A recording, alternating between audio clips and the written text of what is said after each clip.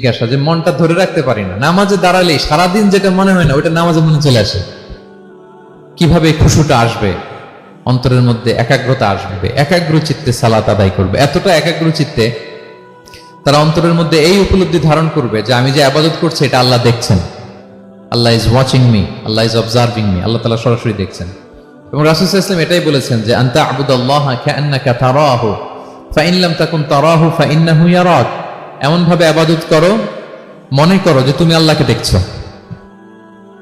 আর এটা যদি ভাবতে, এই উপলব্ধি আনতে যদি কষ্ট হয়, তাহলে অন্তত এতটুকু তো ভাবো যে আল্লাহ তোমায় দেখছেন। সালাতে যখন আপনি দাঁড়াবেন, বিষ্ণু বলেন সল্লু সলাতান মুআদ্দিয়া। বিষ্ণু বলেন মনে করো যে নামাজটা পড়তেছো এটা হতে পারে তোমার বিদায়ী নামাজ, শেষ নামাজ জীবনের, হতে পারে না? তাড়াহুড়ো না করা। আমরা অনেকে তাড়াহুড়ো করি, রুকু থেকে হুট করে দাঁড়িয়ে যাই, তারপরে সোজা হয়ে দাঁড়িয়ে না থেকে তাড়াতাড়ি সেজদায় চলে যাই, দুই সেজদার মাঝখানে ধীরস্থির ভাবে বসার কথা, আমরা না বসেই দ্বিতীয় সেজদায় চলে যাই। এই প্রবণতা আমাদের অনেকের আছে না? এটা কিন্তু নিষেধ। আবার রাসূল সাল্লাল্লাহু আলাইহি ওয়াসাল্লাম বলতেন আসওয়াউন নাসি সারিকাতান মান ইয়াসরিকু ফিস সালাহ। তিনি বললেন সবচাইতে বড় চোর যে নামাজে চুরি করে। সাহাবারা বললেন ওয়া কাইফা ইয়াসরিকু মিন সালাতিহি ইয়া রাসূলুল্লাহ, নামাজে আবার কিভাবে চুরি করে? রাসূল সাল্লাল্লাহু আলাইহি ওয়াসাল্লাম বললেন লা ইউতিম্মু রুকুআহা ওয়া সুজুদাহা, রুকু সেজদাগুলো সুন্দর করে আদায় করে না, সেই নামাজ চোর করি। রাসূল সাল্লাল্লাহু আলাইহি ওয়াসাল্লাম একবার মসজিদে নববীতে বসা, এক সাহাবী এসে নামাজ পড়ে রাসূল সাল্লাল্লাহু আলাইহি ওয়াসাল্লামকে সালাম দিলেন। রাসূল সাল্লাল্লাহু আলাইহি ওয়াসাল্লামের সালামের উত্তর দিয়ে বলেন ইরজিআ ফাসাল্লি ফাইন্নাকা লাম তুসাল্লি, যাও তুমি আবার নামাজটা পড়ে আসো, তোমার নামাজ হয়নি।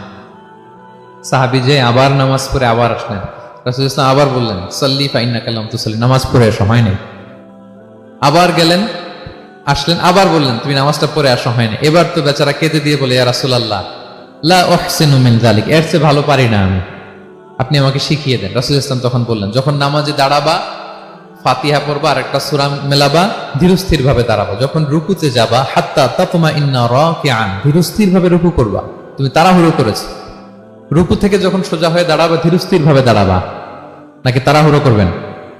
ধীরস্থির ভাবে দাঁড়াবেন, কয়েক সেকেন্ড দাঁড়াবেন, তাসবিহ পড়বেন, এরপরে সিজদায় যাবেন। যখন সিজদায় যাবা হাত্তা তাতমাইন্না সাজিদান, রিল্যাক্স। সালাতের মধ্যে কিভাবে থাকতে হবে? উইথ রিল্যাক্সেশন, রিল্যাক্সের সাথে তুমি সিজদা দিবা। দুই সিজদার মাঝখানে বসে আবার রিল্যাক্স, আবার তুমি ধীরস্থির ভাবে বসবা।